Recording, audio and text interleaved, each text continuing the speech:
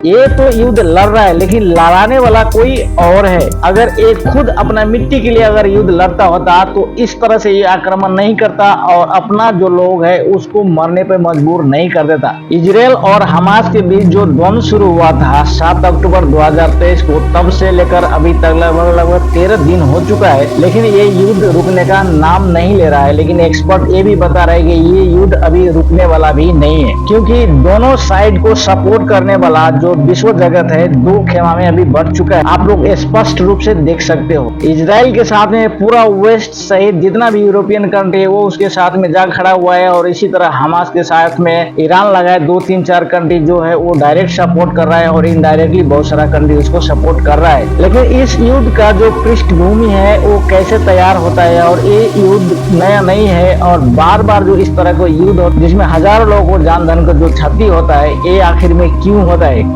और इस युद्ध को समाधान क्यों नहीं यूएन अभी तक कर पाया, ये वेस्ट कंट्री कर पाया है, क्यों ये लोग अभी तक हजारों लोगों को जान लेता है, और हर बार जितना बार भी युद्ध होता है उसमें आम लोग मारा जाता है। अभी लेटेस्ट न्यूज रिपोर्ट के मुताबिक 13 से ज्यादा ऑलरेडी इजराइल में जो आम सिविलियन है उसको डेथ हो चुका है, और इसी तरह हमास के साइड में जो पैलेस्टीनियन लोग है उसमें 3300 लोगों को जो आम लोग है जिसमें सर्वसाधारण बच्चा महिला वृद्ध ये सारे लोग हैं जिसको मौत अभी तक हो चुका है, लेकिन कोई भी आदमी इसको रोकने का पहल नहीं कर रहा है। अभी तक कोई भी कंट्री इसको रोकने का पहल नहीं कर रहा है। मालूम नहीं ये दुनिया क्यों इस तरह से बेदर्द हो चुका है और इंसान को मरने और मारने के लिए छोड़ देता है। इजराइल सही है और हमास सही है, ये बात एक अलग बात है, और दोनों को ये युद्ध के बाद में क्या मिलेगा ये भी एक अलग बात है। लेकिन इस युद्ध में कोई भी जो इंटरनेशनल लॉ है और ह्यूमैनिटेरियन जो बात ये लोग करता है वो चीज अप्लाई होते हुए नहीं दिख रहा है,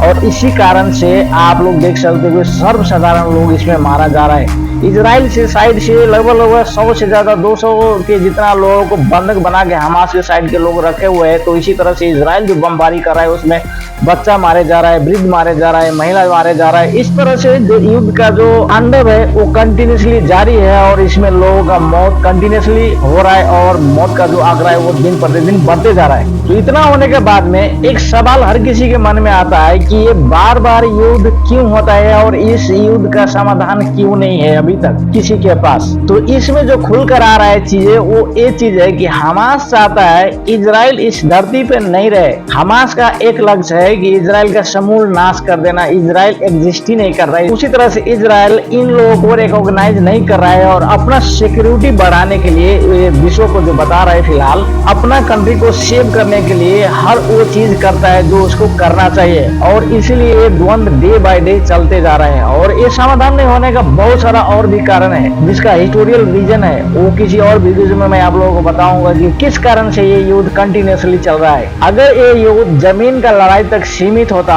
तो एक अलग बात था, लेकिन जब किसी युद्ध को और जब किसी अपराध को रिलीजन का रंग दे दिया जाता है तो उधर से ही चीजें बिगड़ना शुरू हो जाता है, और इसी का नतीजा है कि जिस तरह का सिंपैथी आज पैलेस्टाइन को मिलना चाहिए तो वो सिंपैथी नहीं मिल रहा है, क्योंकि हमास के साइड से जो बर्बर हुआ और जो युद्ध नीति है, जो युद्ध नियम है उसको खिलाफ जो इन्होंने आक्रमण किया, और इसी कारण से जो लोग हैं इसको डायरेक्ट सपोर्ट करने से कतराता है, और इसका जो भयावह स्थिति है आप लोग अभी देख सकते हो। अब ये जो हमास है इन्होंने 5000 रॉकेट इजराइल के ऊपर में एक बार दाग दिया, और एक बार भी नहीं सोचा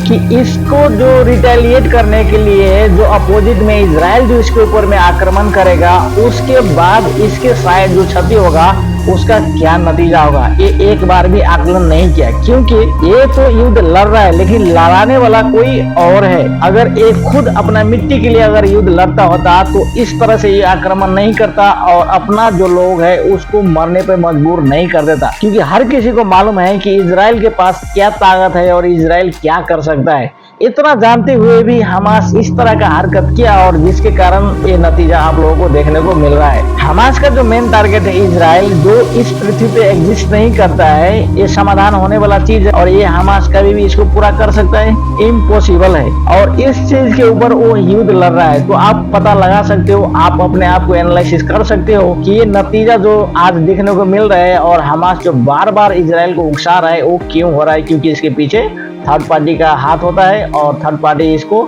जो मिडल ईस्ट है उसको शांत नहीं देखना चाहता है, इसमें कुछ न कुछ हलचल होता रहे, इस तरह का चीजें वो देखना चाहते हैं, इसीलिए ये युद्ध बार बार होता है। दुनिया अभी युद्ध के लिए तैयार नहीं है, दुनिया कभी नहीं चाहेगा फिर से अब एक वर्ल्ड वॉर शुरू हो जाए और दुनिया उसी में मर जाए। जस्ट अभी कोविड से उभर के आया है, उसके बाद में रशिया यूक्रेन का वार था और अभी जो तीसरा फ्रंट खुल चुका है इजराइल और हमास के बीच में, इससे क्या होगा, विश्व भर में महंगाई बढ़ेगा और महंगाई बढ़ने से क्या होगा, आम लोगों को परेशानी होगा। इन सारे चीज को समाप्त करना चाहिए और जो भी इसका जिम्मेवार व्यक्ति है उसको दंड और सजाएं देना चाहिए और इन मुद्दा को जल्द से जल्द समाधान करना चाहिए।